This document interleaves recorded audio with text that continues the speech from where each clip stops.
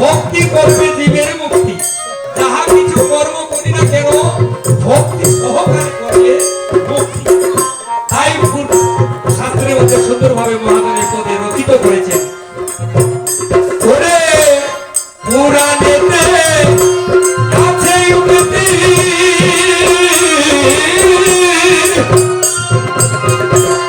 ভক্তি করবে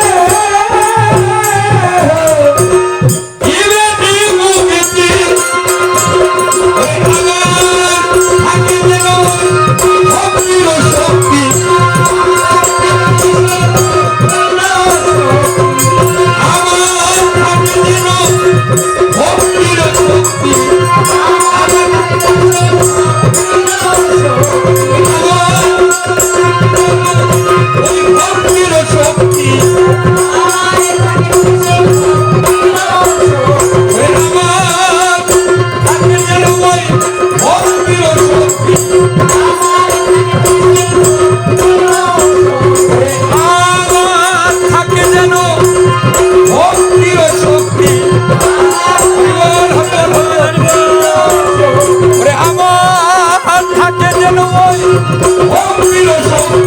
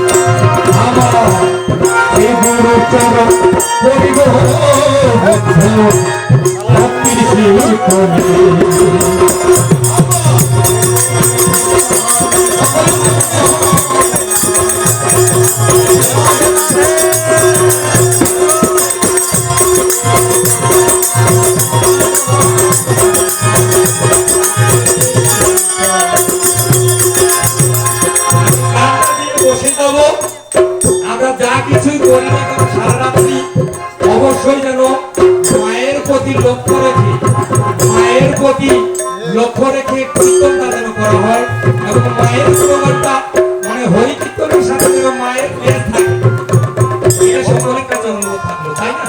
যেহেতু মায়ের আগে এসেছি, অবশ্যই মা সম্পর্কে যার যতটুকু জ্ঞান আছে, এই যে মা কেন বা তার রূপটা কালো, কেন বা তার এত মুন্ডমালা, কেন বা চেপে ধরে আছে, কি কারণ, চারটি হাত কেন একটি হাতে ধরবো, এই নমুনাটা বা এই শিক্ষাটা যার যতটুকু জানা আছে যদি পারেন একটু একটু করে দেওয়ার চেষ্টা করবেন।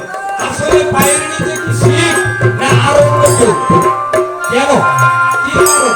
মায়ের ব্যাখ্যাটা যে যতটুকু পারবেন আমি আমার এখানে স্থানীয় ভাবে সকলের কাছে প্রার্থনা করি, অবশ্যই মায়ের মুখের বন্ধটা যতটুকু পারেন একটু একটু করে দেওয়ার চেষ্টা করবেন।